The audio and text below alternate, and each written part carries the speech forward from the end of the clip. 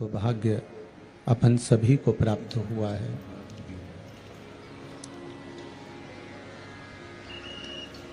बड़ी मुश्किल से मानव की देह मिलती है और उस मानव के शरीर को पाने के बाद भी अगर हम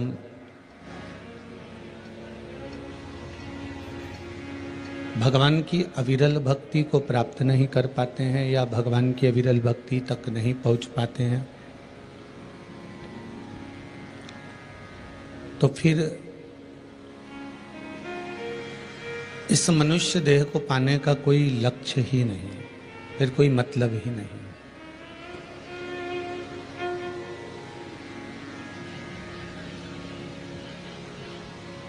बड़ा कठिन से तो मनुष्य का शरीर मिलता है,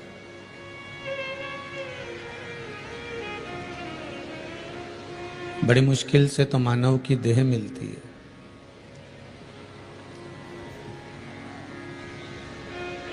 और उसको यदि व्यर्थ में गंवा दिया गया, व्यर्थ में छोड़ दिया गया, तो फिर मतलब ही क्या?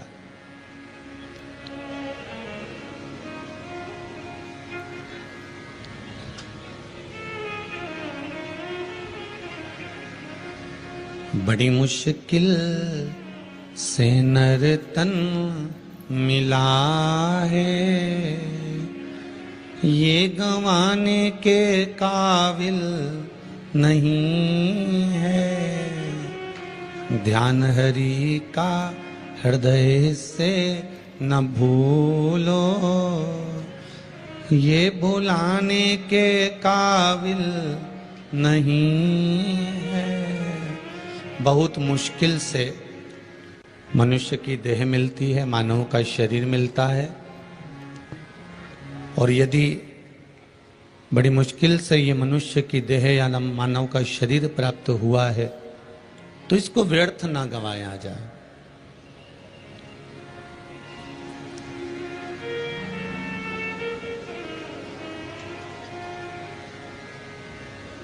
सुबह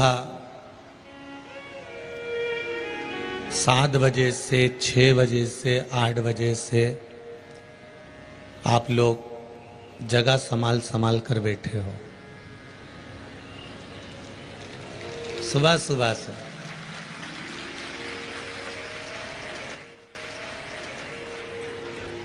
जब हम सुबह सुबह मॉर्निंग वॉक पे निकले तो कई लोग कह रहे थे, गुरुजी जरा पंडाल तक तो जाइए।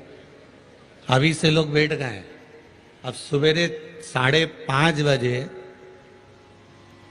जरा विचार करिएगा, और कहीं कहीं का सेट टाइम मिला के बिल्कुल 1 बजे ने छाती चढ़ के आए ने क्या हटो यहां से, हम तो यहीं बैठेंगे।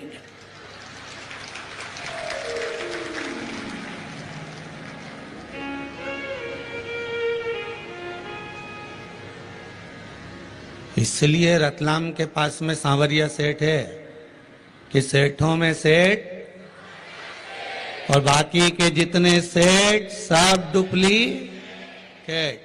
एक ही सेठ है और वो सांवरिया सेठ है।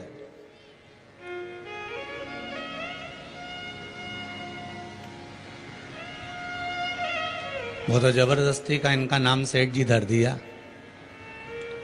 अच्छा, इनसे पूछो तो सर, इनने सेठ जी का काम कहीं करया? किसी द्रौपदी का चीर बढ़ाया, नानी भाई का 56 करोड़ का मायरा भर के आया। अरे वह नानी भाई का तो जाने दो, अपनी बहन बेटी का ही भर दे, वही बहुत है दादा। फालतू के सेठ जी सेठ जी सेठ जी सेठ जी। अरे एक ही सेठ है, अरे बोलो तो, सांवरिया सेठ, और बाकी का जितना सेठ सब डुप्लीकेट। अपना ही भांडा भरी लेनी, वही बहुत है, दूसरे का तो जाने दो। पर एक प्रसन्नता हुई कल इस पंडाल में, रात्रि को जो देखा सुना कि कई लोग रात्रि को यहाँ पर जिनके पास में साधन नहीं है या कोई ग्रामीण क्षेत्र से है वो रुक गया होगा, तो देखा कोई झोले में पूड़ी ले आया और स्टील के डब्बे में सब्जी ले आया और वो इनको खिलाकर चले भी गया। कोई शंकर ही आया हो, कोई शिव ही आया होगा, उसके सिवाय कोई दूसरा नहीं था महाराज।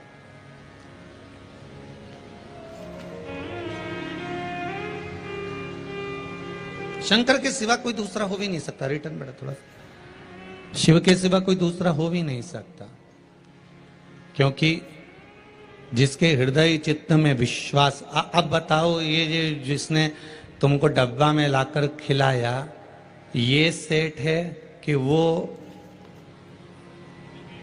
डुप्लीकेट वाला सेठ है? मन चंगा कठौती में गंगा, बहुत उतना।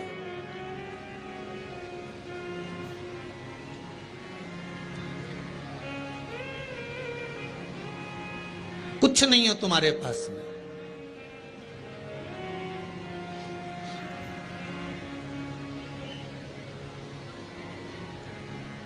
कुछ भी नहीं हो।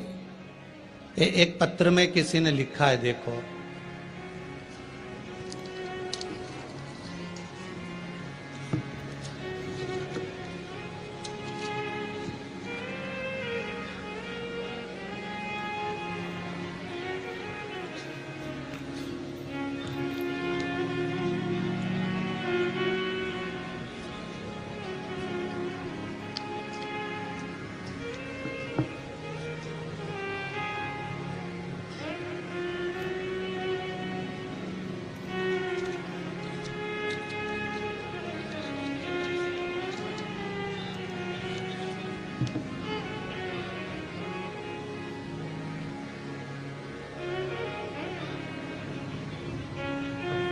धार जिले के हमारे संदला ग्राम में सेमली के नगर नागर जी के कर कमलों से गुरु स्मृति शिव मंदिर है।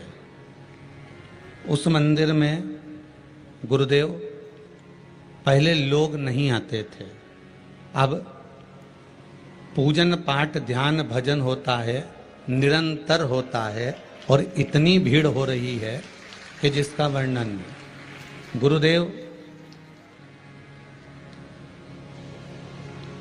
पहली बार जीवन में मंदिरों में देखा है, कथा के माध्यम से जो लोगों ने सुना, उस मंदिर से जो प्रेरणा मिली है। छोटे छोटे बच्चे आते हैं जिनको खाने पीने का भी कुछ भान नहीं होता, चड्डी पहने हुए होते हैं। ये पत्र में लिखा है, आप लोग आस्था चैनल पर भी देख रहे होंगे। याद नहीं, जो शिवलिंग पर जल चढ़ाते नहीं आता है, वो भी एक लोटा उठाकर बच्चे जल चढ़ा जाते हैं और ऐसा लाड लड़ाते हैं शंकर भगवान को, नंदी को। उनके कानों में जैसा आपने कह रखा है, कुछ कुछ कह देते हैं और जाते जाते नंदी की चुम्मी भी ले लेते हैं। पत्र लिखा है, ये लिखा हो। और बड़े प्रेम भाव से लाड लड़ाते हैं। हर सोमवार के रोज हमारे संदला ग्राम के सभी शिव मंदिर आटे के बने दीपक, एक मंदिर में लगभग 15 किलो दीपक इकट्ठे हो जाते हैं। ये शिव की कृपा है, ये शंकर की करुणा। अब जरा विचार करिए कि आज इन छोटे छोटे बच्चों को जो संस्कार मिल रहे हैं, इन छोटे छोटे बच्चों को जो ज्ञान मिल रहा है, इन छोटे छोटे बच्चों को जो सुख का अनुभव हो रहा है, इन छोटे छोटे बच्चों को जो आनंद का अनुभव हो रहा है, इन छोटे छोटे बच्चों को जो ज्ञान प्राप्त हो रहा है, ये आने वाली पीढ़ी को संभालने वाले हैं। इन आने वाली पीढ़ी को संभालने का काम इन्हीं का रहेगा।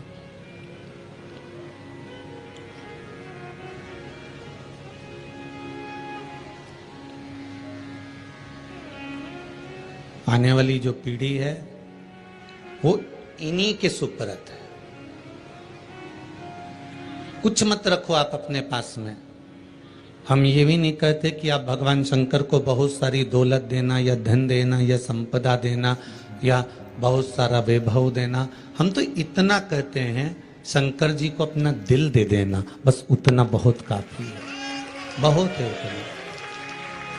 भगवान शिव को यदि आपने अपना हृदय दे दिया, दिल दे दिया, अपना मन दे दिया, अपना चित्त दे दिया, अपनी वृत्ति दे दी, तो शिव उससे भी प्रसन्न हो जाते हैं।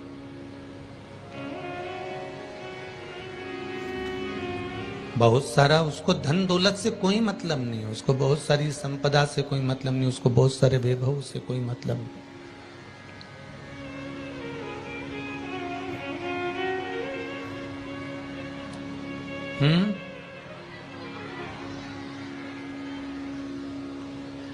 एक बात मैं कहना चाहूंगा आप सभी से, और आने वाले जिन जिन क्या कथा है सावधानी से आप लोग श्रवण करें जरा।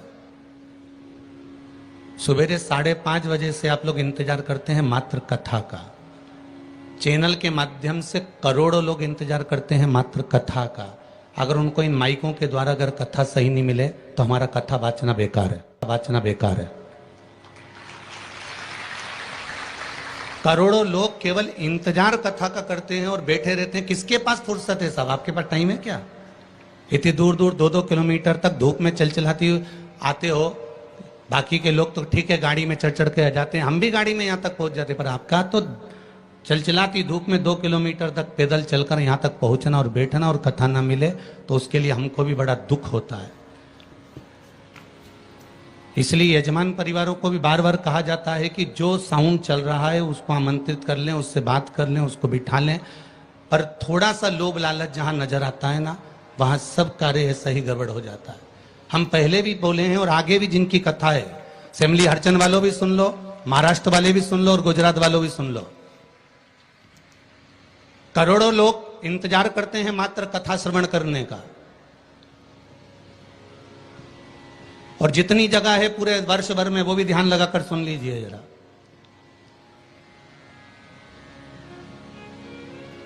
शंभु शिव महापुराण की कथा कहती है, भगवान शंकर का अनुमोदन कहता है कि आपकी जो भक्ति है, भगवान धन से, संपदा से या सत्ता से या वैभव से या दौलत से भगवान कभी नहीं रीझता। अगर भगवान को चाहिए तो तुम्हारा केवल निर्मल मन चाहिए, भगवान को और कुछ भी नहीं चाहिए, तुम्हारा केवल मन। उसके सिवाय भगवान तुम्हारे वैभव से, तुम्हारे पास में कितनी गाड़ी है, कितना बंगला है, कितना धन है, कितना वैभव है, कितनी सत्ता है, कितनी दौलत है, भगवान को उससे कोई मतलब नहीं। भगवान को अगर मतलब है तो केवल तुम्हारे मन से मतलब है। शबरी अम्बा के दरवाजे पर भगवान गए, क्या दिया शबरी अम्बा ने?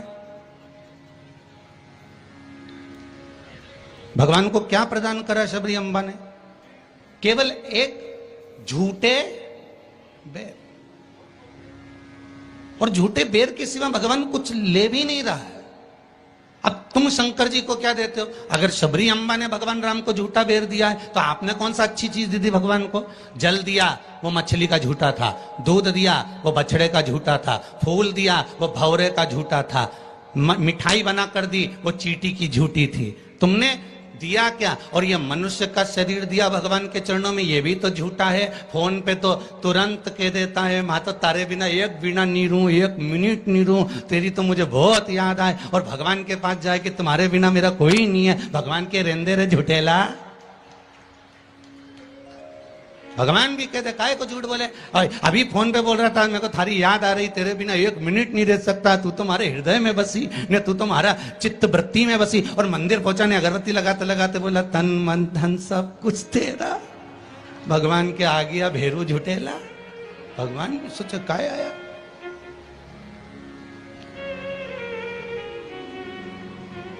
अगर शबरी अम्बा ने झूठा बेर दिया है तो हमने कौन सी अच्छी चीज भगवान को दे दी है? हमने क्या भगवान को अच्छा दे दिया है? हम भी तो झूठा ही दे रहे हैं। पुष्प दिया वो भी झूठा था, जल दिया वो मछली का झूठा था, दूध दिया वो गाय के बछड़े का झूठा था, मिठाई दी वो चींटी की झूठी थी, हम जो परमात्मा को दिए वो सब कुछ झूठा था। यहां तक हम भगवान का जो स्मरण भी कर रहे हैं, कई लोग भगवान के मंदिर में बैठकर घंटों तक माला पकड़कर भी अगर भगवान के मंदिर में बैठकर भजन कीर्तन स्मरण कर रहे हैं तो वो ये सोचे कि नहीं ये सत्य है, तो उसने उसमें भी छल कर दिया। थोड़ी देर तक तो मन लगता है, उसके बाद ये चित्त, ये व्यक्ति, ये मन कहीं ना कहीं डोल जाता है। इस मन को लोग कजन कहां लेकर चले जाते हैं, बड़ा बड़ा कठिन है महाराज, ये बड़ा कठिन। ये मन बड़ा चंचल है, कैसे तेरा भजन करूं, जितना इसे समझाऊं उतना ही मचलता है। भोलेनाथ हे शंभो, हे त्रिकालदर्शी, हे कैलाशी, हे अविनाशी, हे शिव, हे करुणा सागर, ये चित्त, ये मन, ये वृत्ति बड़ी चंचल है।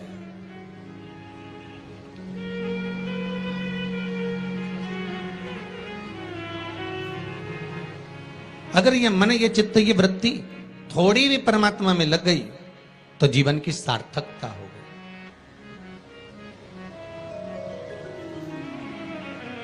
ब्रह्मा और भगवान विष्णु दोनों मिलकर मंथन कर रहे हैं। और एक बात बहुत ध्यान से सुनना, शिव महापुराण के इस चरित्र को याद रखना कि ब्रह्मा और भगवान विष्णु ने मंथन किया, और मंथन किया तो शंकर भगवान के शिवलिंग को प्रकट किया।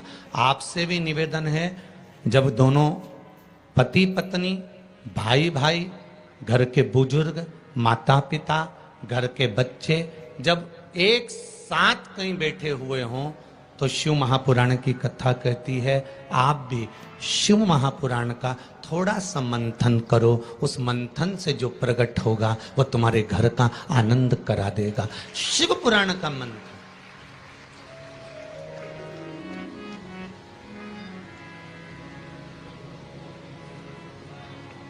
थोड़ी देर अपने माता पिता के पास में जाकर बैठा करो।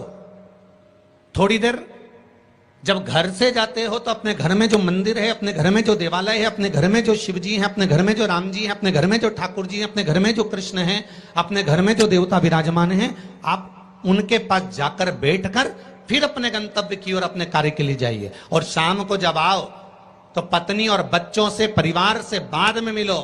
सबसे पहले अगर दुकान की चाबी भी लेकर आए हो, थोड़ा सा धन भी लेकर आए हो, थोड़ा सा सामान भी लेकर आए हो, थोड़ा सा व्यापार का कुछ चीज भी आप लेकर आए हो, तो सबसे पहले जाकर भगवान के मंदिर में जो आपके घर में है उसके पास में बैठकर उसको बताया करो, आज मैंने व्यापार करा उसमें ये लाभ हुआ, आज मैंने व्यापार करा उसमें ये हानि हुई, और आपकी कृपा से आज मैंने दुकान, व्यापार, व्यवसाय आज का पूरा करा। हे देवाधिदेव महादेव, हे मेरे ठाकुर, हे मेरे कृष्ण, हे मेरे राम, आज भगवान की कृपा, आपकी कृपा बहुत बनी रही और मेरा सब कार्य सफल हुआ। बाबा को प्रणाम करो, नमन करो, और फिर अपने माता पिता, परिवार, कुटुंब, कबीला जिससे मिलना है मिलो, फिर मिलो।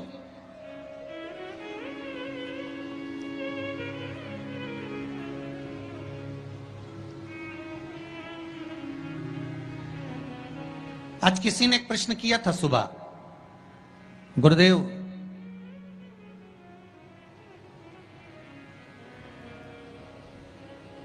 अगर भगवान के मंदिर जाना है हमको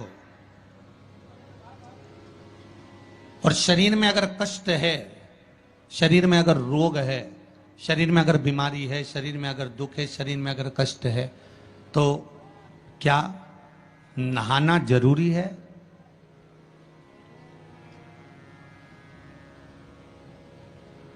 शिव महापुराण की कथा कह रही है मत नहाओ, स्नान कर लो।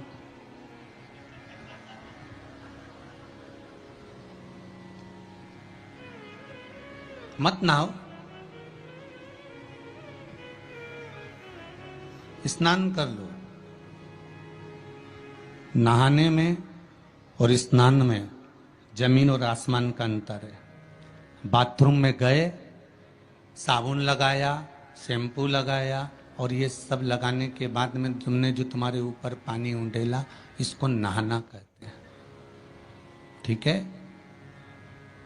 जो तुमने साबुन लगाया, शैम्पू लगाया, पानी डाला, उसको नहाना कहते हैं।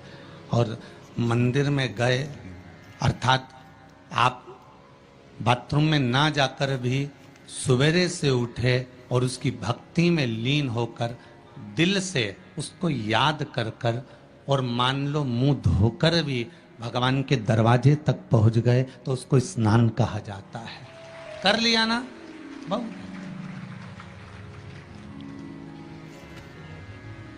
नहीं है ना शरीर में बल? एक पत्र में लिखा है किसी ने,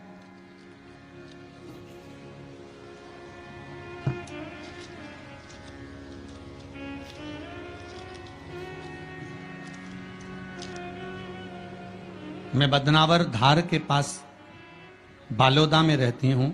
मेरा नाम शांतिबाई कुमावत है। कहीं बैठी हो तो खड़ी हो जाएं।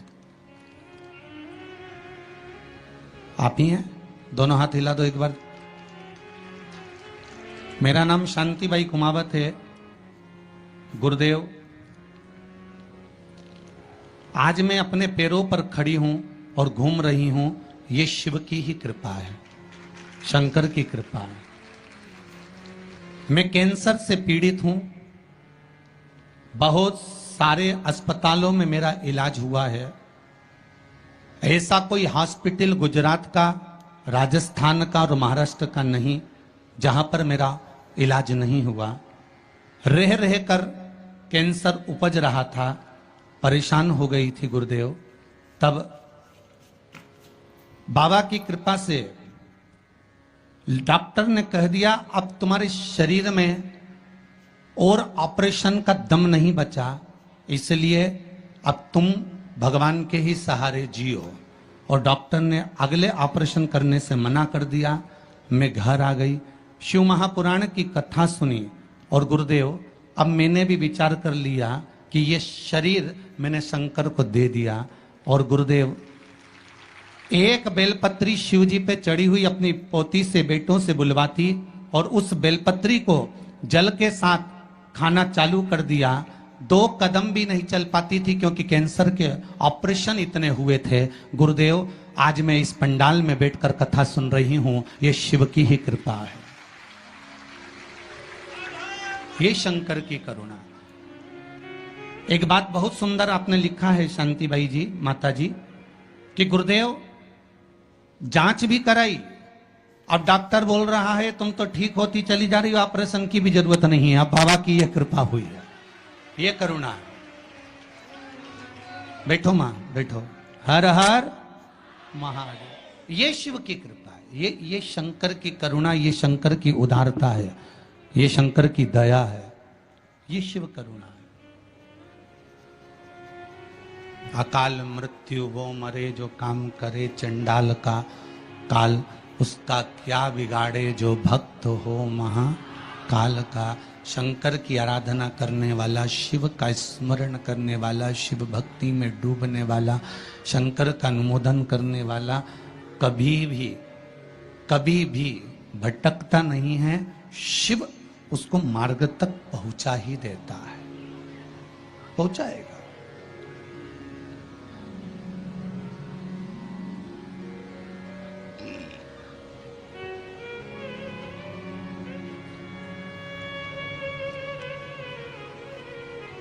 जितना शरीर का वजन है, बहुत ध्यान दीजिएगा जरा। बैसाख शिवरात्रि शिव महापुराण की कथा मिली है आपको सुनने के लिए, और बैसाख शिवरात्रि शिव महापुराण की कथा यदि आप लोग श्रवण कर रहे हैं, चाहे आस्था चैनल के माध्यम से सुन रहे हो, चाहे फेसबुक यूट्यूब के माध्यम से सुन रहे हो, चाहे इस पावन पंडाल में बैठकर सुन रहे हो, अगर श्रवण कर रहे हो तो ध्यान रखना, जितना शरीर का वजन है,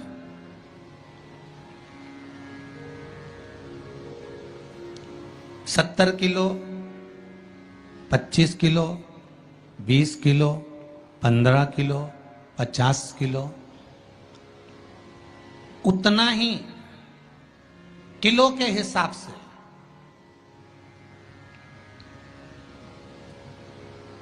दस किलो है तो ये मन में भाव लगा लेना कि मुझे दिन भर में 10 बार भगवान को धन्यवाद देना है कि तूने ये शरीर दिया, चित्त वृत्ति दी, ये मन दिया, ये बुद्धि दी है, पूरा जीवन मुझे दिया, ये आपकी कृपा से मिला है, आपको समर्पित है और आप ही को दे रहा हूं। 10 किलो के हो तो 10 बार आप भगवान को धन्यवाद दीजिए, 20 किलो के हो तो 20 बार धन्यवाद दीजिए, 80 किलो के हो तो 80 बार धन्यवाद दीजिए, 90 किलो के हो तो 90 बार धन्यवाद दीजिए कि ये आपकी कृपा से मुझे प्राप्त हुआ है। कोई दूसरा देने वाला नहीं है मुझको, केवल आप दे रहे हो, उसके सिवाय कुछ नहीं मिला।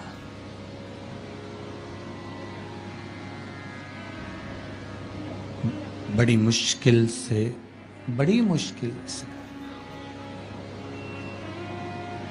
उसने कृपा कर कर यहां भेजा है अपने को, बड़ी मुश्किल से भेजा।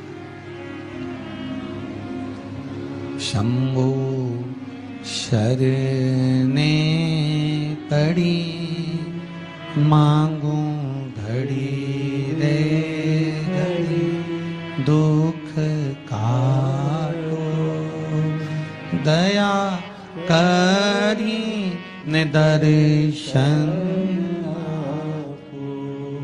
भगवान से प्रार्थना करते रहो, निवेदन करते रहो, उसके सम चरणों में जाकर धोख लगाते रहो, उसको नमन करते रहो, उससे विनती बार बार करते रहो कि तेरे बल पर जी रहा हूं, तेरी कृपा से जी रहा हूं, तेरी करुणा से जी रहा हूं, उसके सिवाय कुछ भी नहीं है महाराज।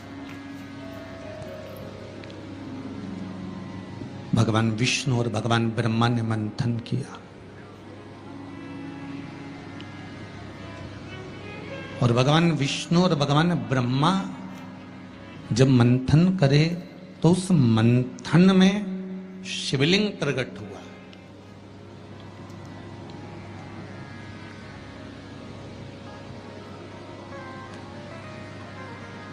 मंथन में शंकर का प्रकट होना बहुत बड़ी बात है।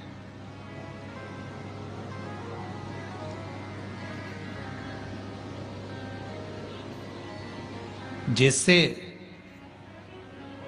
बात बात में शिवजी का नाम, शंकर का यश, शंकर भगवान का गुणगान, शंकर भगवान की भक्ति की बात आपके मुख पर अगर बार बार आ रही है ना, आप बार बार कह रहे हैं कि बड़ी कृपा करी साहब, मैंने तो पशुपति व्रत करा था और भगवान ने मेरा ऐसा कर दिया, मैंने भगवान को मूंग चढ़ाया था और भगवान ने ऐसा कर दिया, मैंने चावल चढ़ाया था भगवान को और भगवान ने ये कर दिया, मैंने भगवान को बेलपत्र चढ़ाया था, भगवान ने मेरा ये काम कर दिया, भगवान को मैंने धतूरा चढ़ाया था, भगवान ने मेरा ये काम कर दिया। आप बार बार शिव जी का यशगान गाते हो ना, यश गुण गाते हो, तो उसमें भी एक सुख का अनुभव होता है।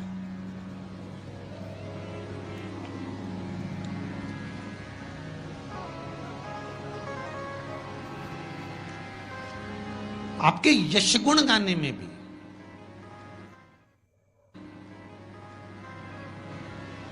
करके देखना।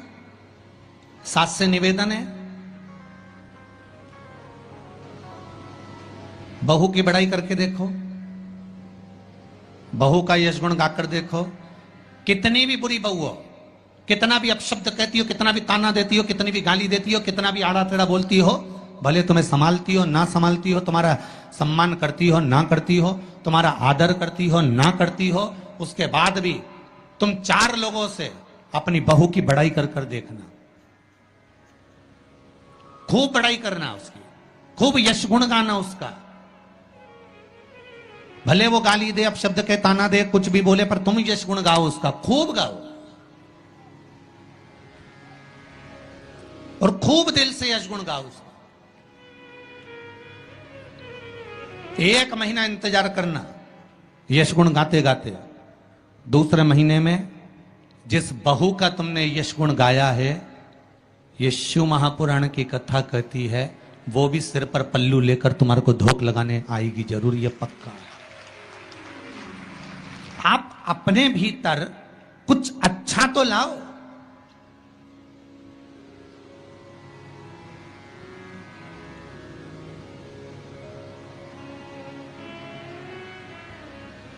कुछ अच्छा ढूंढने का प्रयास तो करो।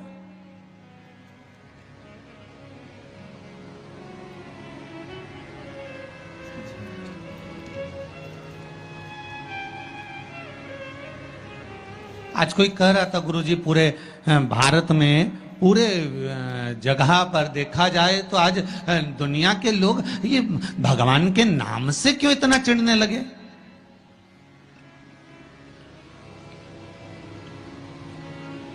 भगवान के नाम से, राम नाम से, शिव नाम से, कृष्ण नाम से,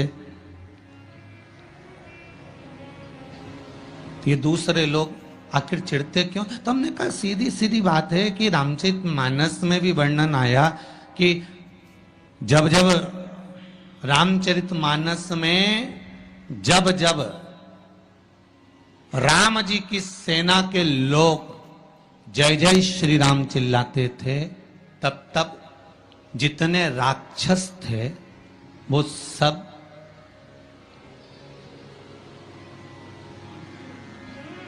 जितने राक्षस थे, जितने भी,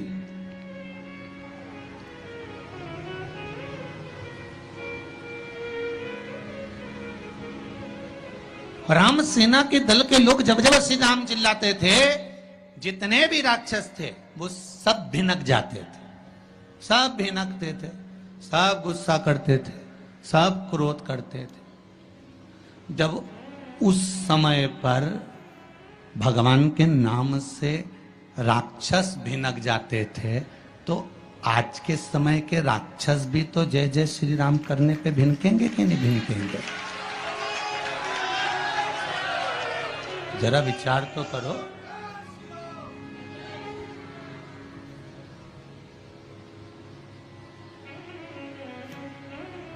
जब उस समय पर राम दल की सेना चलती थी और हनुमान जी ने धमक के, अंगद ने कूद कर रावण के सामने कह दिया था जय जय श्री राम, तो सारे राक्षस भिनक गए, सब को क्रोध आ गया,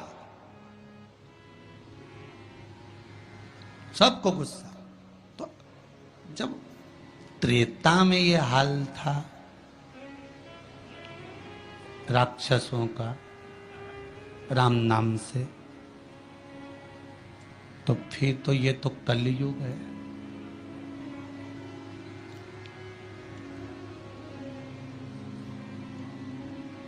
अब तुम राम बोलोगे तो थोड़ा सा तो भिनकट्टा छूटेगा ही इनके भीतर भी, थोड़ा थोड़ा तो आएगा।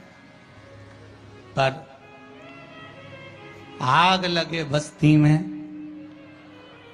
अपन रहो मस्ती में, जो ज्यादा भिनके नहीं तो उसको भिनकने दो। तुम तो जोरदार खजूर वाली चोटी बना के बिंदी लग तैयार होके भगवान के मंदिर जाओ और राम नाम गुण गाओ, शिव का स्मरण करो, लोटा भर के जल चढ़ाओ, शंकर का भगवान का भजन करो। शिव की भक्ति में जितने जितने लग सकते हो उतने लगो, कुछ नहीं बिगड़ेगा।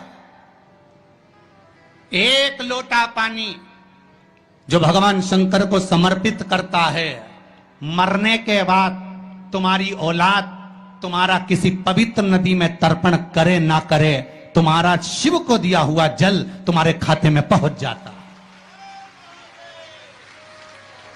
आपने जो शंकर भगवान को एक लोटा जल दिया है, शिव जी को एक लोटा पानी चढ़ाया, शंकर भगवान को एक लोटा जल समर्पित करा है, शंकर भगवान को एक लोटा जल अगर आपने दिया है तो वो आपके खाते में पहुंचेगा जरूर, ये निश्चित है, पक्का है।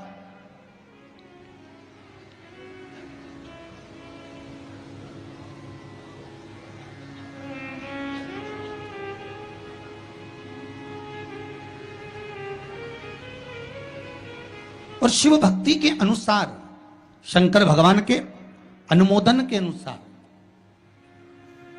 पहले भी कथा में कहा, आज फिर कह रहे हैं, आप जब शंकर भगवान को एक लोटा जल समर्पित करते हो तो वो 33 कोटि देवताओं के हिस्से में चले जाता है, एक भाग पितरों के हिस्से में चले जाता है, एक भाग आहूतों के हिस्से में चले जाता है, एक भाग वाचुकों के हिस्से में चले जाता है। आपने जो भगवान को दिया वो धीरे धीरे धीरे धीरे धीरे धीरे धीरे बढ़ता चले जाता है, भगवान के धामों में पहुंचता चले जाता है। जिन जिन को आपने नहीं भी दिया, शंकर भगवान पे चढ़ा हुआ जल उन तक भी पहुंच जाता है। ये केवल आपकी निर्मल और आनंदित भक्ति के बल पर पहुंचता है, भक्ति के बल।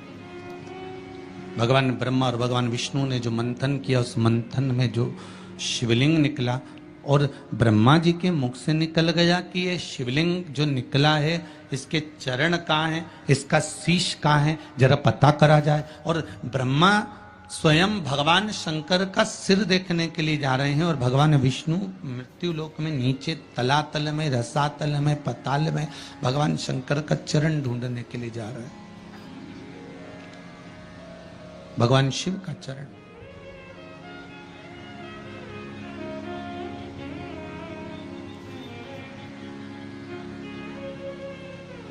गए दोनों, वो ऊपर गए, ये नीचे गए देखने के लिए।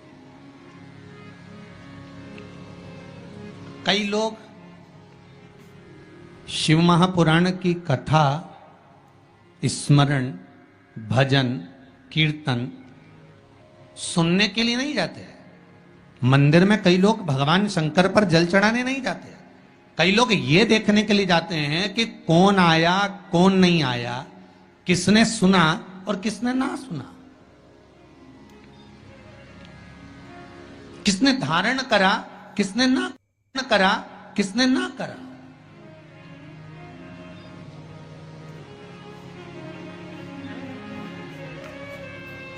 अब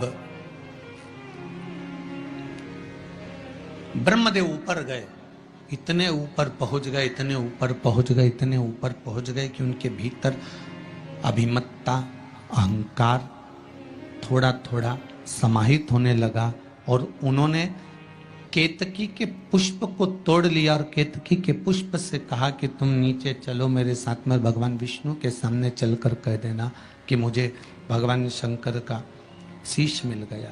केतकी के फूल ने कहा कि यदि मैं झूठ बोलूंगा तो वो श्रेष्ठता कैसे रहेगी।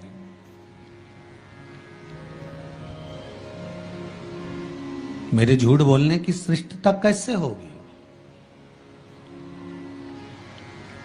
कौन मानेगा मेरी बात को। सामने से गौ माता निकल कर जा रही थी, गाय से कह दिया तुम चलकर कह दो कि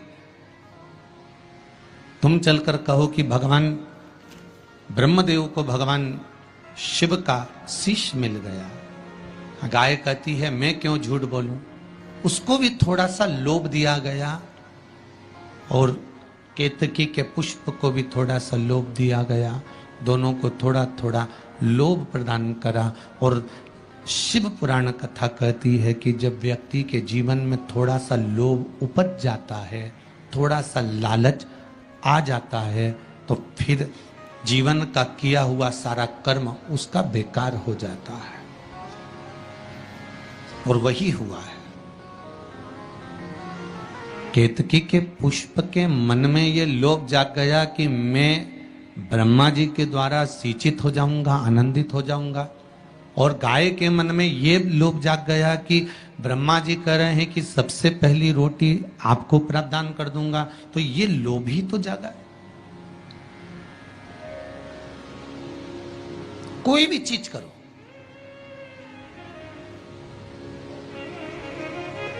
अगर कोई सत्कर्म आप कर रहे हैं, थोड़ा सा अच्छा कार्य आप कर रहे हैं, भगवत भजन आप कर रहे हैं, कीर्तन आप कर रहे हैं, मंत्र जाप आप कर रहे हैं, स्मरण आप कर रहे हैं, नाम जाप यदि आप कर रहे हैं, तो वो लोभ से परित होना चाहिए, बहुत दूर।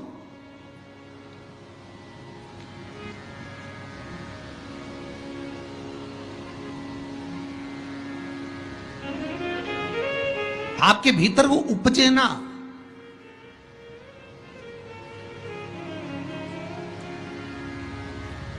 फिर चाहे दुनिया के लोग कितना भी कहे ना, वो एक बेल बेचारा किसान का एक बेल कुएं में गिर गया।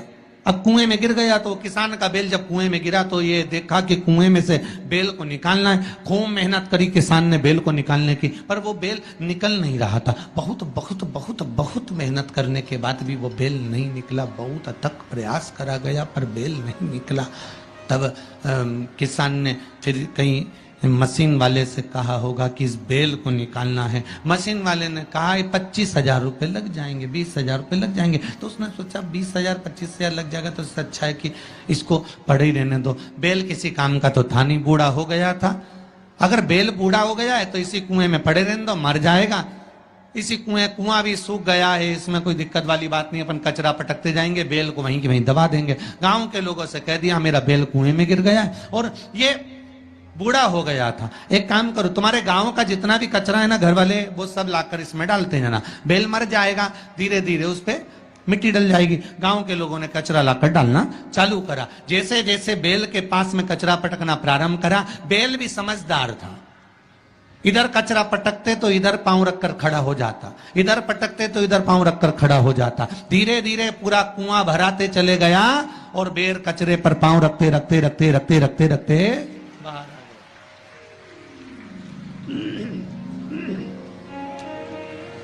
बेल कचरे पर पांव रखते रखते रखते रखते बाहर आ गया, ऊपर आ गया। और जब वो ऊपर आया, निकल कर बाहर भाग गया, निकल कर बाहर भागा। बेल से हमको एक सीख लेना चाहिए, हमको एक चीज सीख लेना चाहिए। बुराई करने वाले कितनी भी बुराई करेंगे, निंदा का कचरा, बुराई का कचरा कितना भी पटकेंगे, हमको केवल उस पर पांव रखकर निकल कर बाहर की ओर चले जाना है और हमारे जीवन को सार्थक बना लेना है। करे करे तो करे।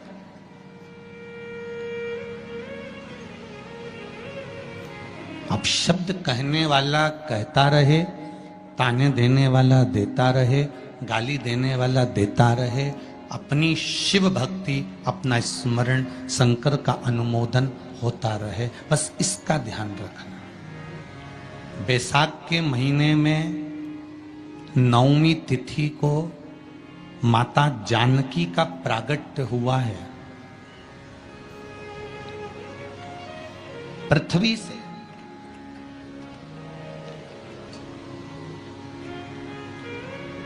कभी एक विचार करिएगा कि नरसिंह अवतार बैसाख के महीने में हुआ, कुर्म अवतार बैसाख के महीने में हुआ, हयग्रीव अवतार बैसाख के महीने में हुआ, परशुराम अवतार बैसाख के महीने में हुआ, माता जानकी का अवतार बैसाख के महीने में हुआ। आखिर बैसाख के महीने में, माधव महीने में इतनी महत्वता क्यों?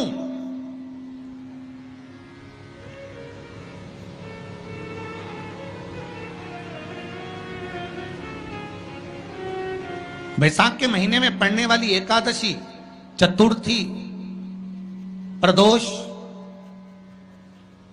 अमावस्या, पूर्णिमा, शिवरात्रि, ये सभी इतनी महत्वपूर्ण क्यों हो जाती है?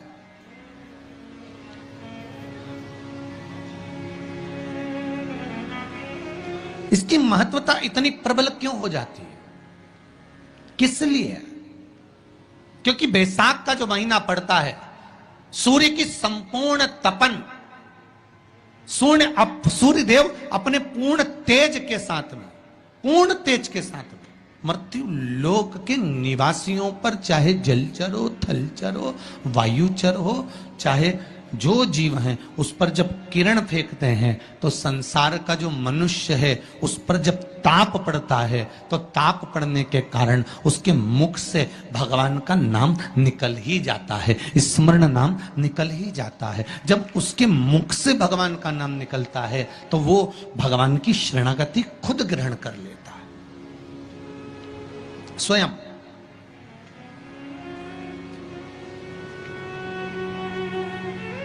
शरणागति ग्रहण कर लेना। बैसाख की पोथी पढ़ते हो आप लोग? आप में से अगर कोई पढ़ता हो, बैसाख महीने की पोथी, तो उसमें एक वर्णन आता है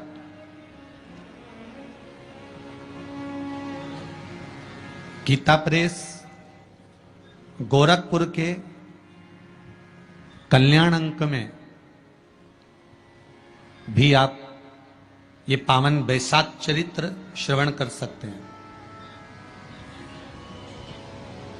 उसमें बैसाख महीने की पोथी में 10वें दिवस की कथा में 10वें अध्याय में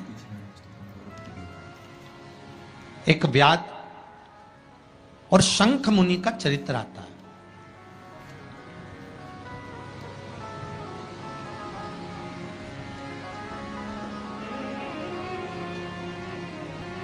शंख मुनि एक बार निकलकर भगवान शंकर के मंदिर में जल समर्पित करने के लिए जा रहे थे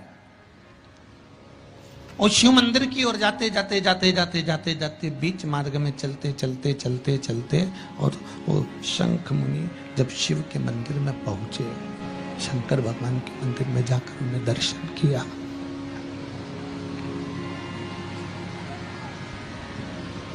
जल का पात्र उठाया और वो जल का पात्र उठाकर जब भगवान शिव को समर्पित कर रहे थे तो उसी समय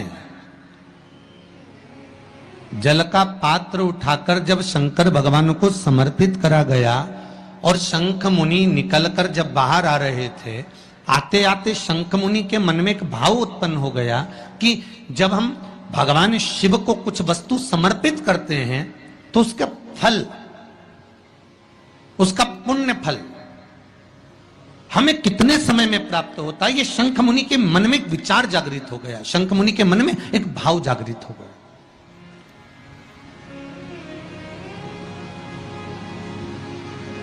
कई माताएं पशुपति व्रत करती हैं, कई ऐसी भी माताएं हैं जिन्होंने 2-3 बार पशुपति व्रत कर लिए होंगे, दूसरे को बताया, उसने व्रत करा, उसका हो गया, उसको फायदा भी मिल गया, और ये 3 कर ली, उसके बाद भी कुछ ना कुछ रह गया। तो इसके मन में आया कि बताओ, मैं भी व्रत कर रही हूं, ये भी व्रत कर रहे हैं, ये भी व्रत को सुन कर रहा है, मैं भी व्रत कर रही हूं, आखिर बात समझ में नहीं आती। उसको लाभ मिल गया, मुझे लाभ नहीं मिला, उसको लाभ की अनुभूति होगी, मुझे लाभ की अनुभूति नहीं हुई। तो कभी विचार करना कि तुमने उसको पशुपति व्रत बताया, उसने व्रत किया और बड़े दिल से करा, बड़े बड़े दिल से करा, तुम्हारे बताए अनुसार करा, मतलब तुम्हारी बात पर कितना विश्वास होगा उसको, तुम्हारी बात पर कितना भरोसा होगा उसको। और तुम्हारे बताए अनुसार उसने पशुपति व्रत कर लिया और उसका काम हो गया, और तुम 2 बार 3 बार 4 बार 5 बार कर चुकी तो भी नहीं हुआ। उसका कारण क्या हो सकता है? उसका एक कारण है, तुम्हारी बात पर उसने विश्वास कर लिया पर तुम अभी विश्वास पूर्ण रूप से कर नहीं पाई हो। तुमने ये सोचा है कि दुनिया कर रही है तो अपन भी कर लो। एक बार महाराज ने बोला है कर लो, देखा जाएगा, पर तुम्हारे भक्त में वो जागृतता, तुम्हारे पास में वो बल, तुम्हारे पास में वो जागृतता, तुम्हारे पास में वो बल, तुम्हारे पास में वो देख, तुम्हारे पास में वो बल प्राप्त नहीं हुआ, वो विश्वास जागृत नहीं हुआ। यदि तुम्हारे पास वो विश्वास जागृत हो जाता, वो बल जागृत हो जाता, तो तुमने जब पशुपति व्रत करा उसका फल तुमको मिल जाता। अगर विश्वास जागृत होता तो फल मिल जाता।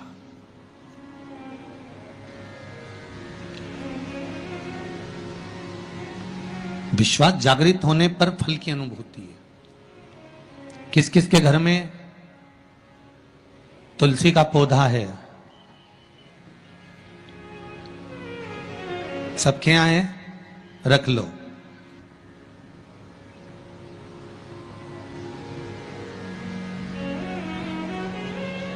कहां लगा है? घर के अंदर कि घर के बाहर? घर के बाहर। ठीक है। दिया लगाते हो? अच्छा, कौन है वो जिस तुलसी मैया को दिया लगाते हो? कौन है वो? बोलते तो जाओ जरा जल्दी जल्दी। माता है। घर में जो सास है वो कौन है? वो भी बोलो तो जम के बोलो जरा। माता है। बैसाख का महीना चल रहा है, बहुत जोरदार गर्मी पड़ रही है, बहुत जोरदार गर्मी, खूब जोर की। तुम्हारी सास की कुर्सी घर के बाहर लगा दो।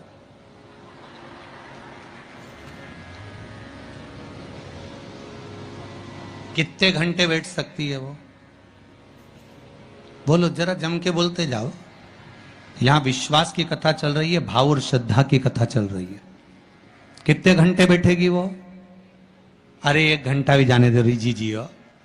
15 मिनट ऐसी चिलचिलाती हुई धूप में वो बैठ जाए, बहुत कठिन बात, बहुत कठिन। तुम्हारे घर के दरवाजे पर तुलसी का क्यारा है, तुम उसको दिया लगाती हो, माता कहती हो, पूछती हो, पूजती हो।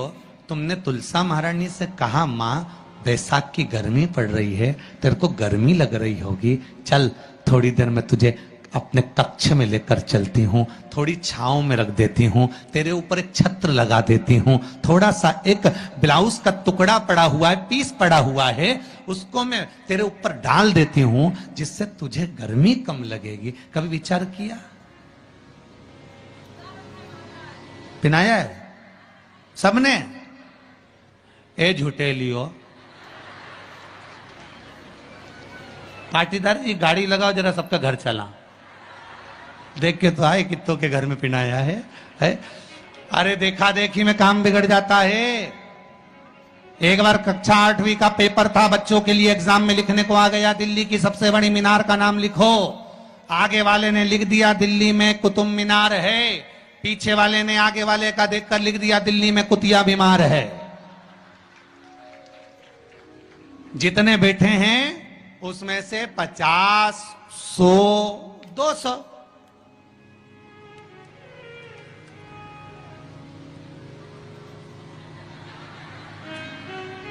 अरे बोलो तो सही है, ओ, उतना बोल।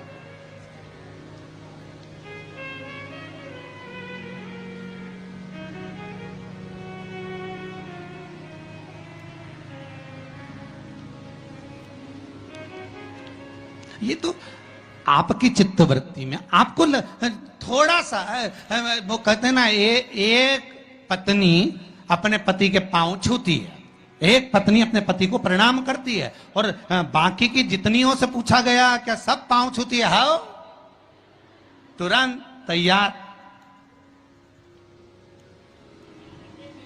अरे गुरुजी आओ,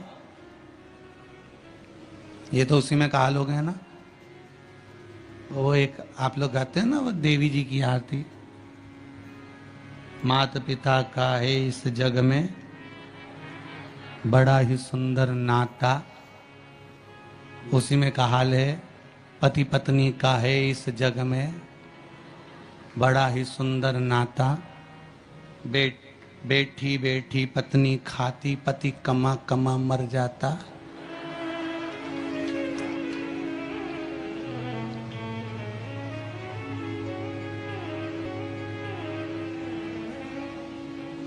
ओके, सारी तनख्वाह निपटाने वाली,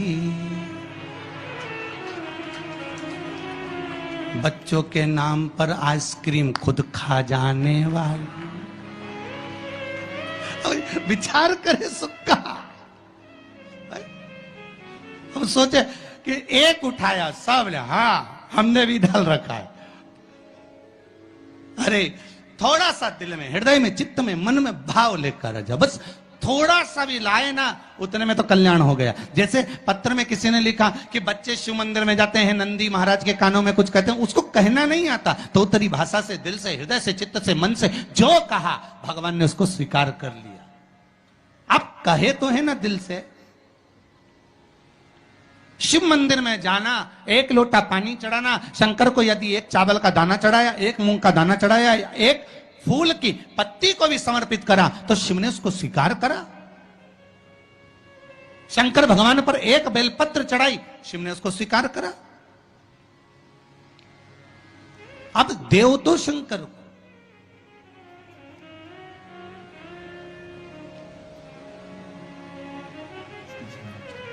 आप भगवान ओघड़दानी को प्रदान तो करो।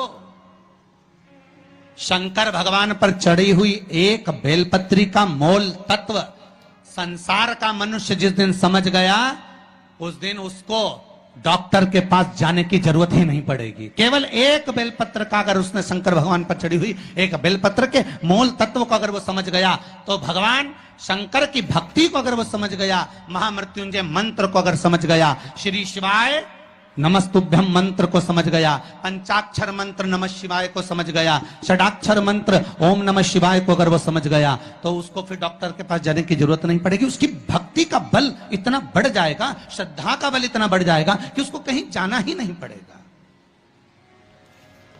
कुछ कहना चाहते हो? देव जरा माइक।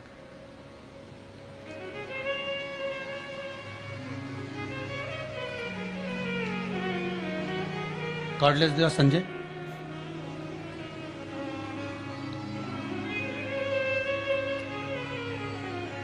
एक बेलपत्री का बल कितना प्रबल होता है, एक बेलपत्री का लक्ष्य तत्व कितना प्रबल होता है, कितना बलित होता है वो। एक बेलपत्र शिव को समर्पित करना। ठीक, बचाओ जरा। क्या नाम है बाबू आपका? चालू करिए उसको। हो गया, चलो।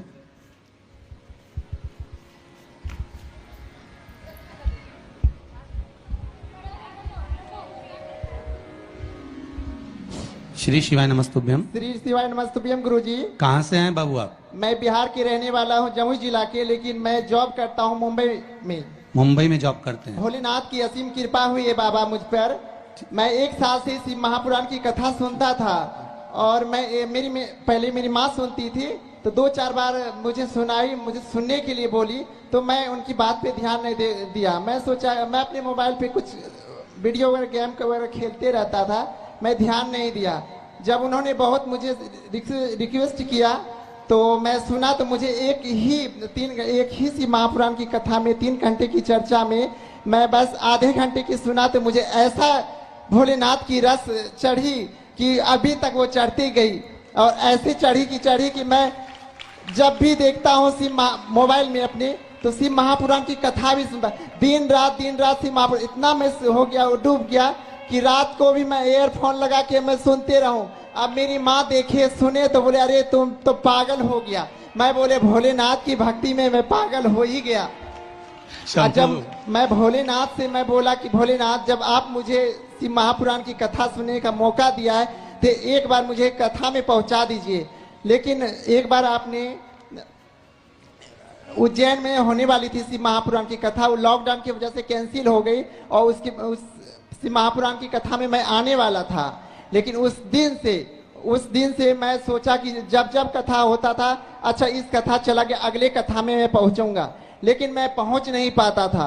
आज अब तो पहुंच गए ना? हाँ, मैं पहुंच गया। बस बाबा पकड़ कर बुला लिए। मैं बहुत है, बाबा की कृपा बनी रहे। मैं भोलेनाथ से मैं बोला कि भोलेनाथ, आप मेरी जगह लेके चलो। मुझे नहीं लेके जाते थे।